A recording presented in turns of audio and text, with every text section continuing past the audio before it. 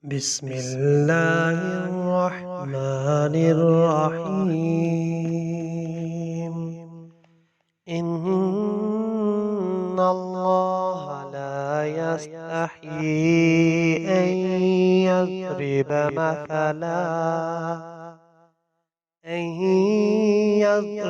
مثلا ما بعوضة فما فوقها، فأما الذين آمنوا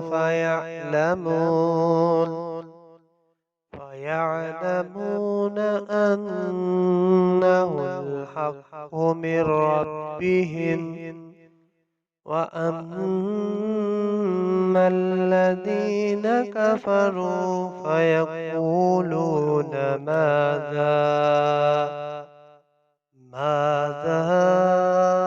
أراد الله بهذا مثلا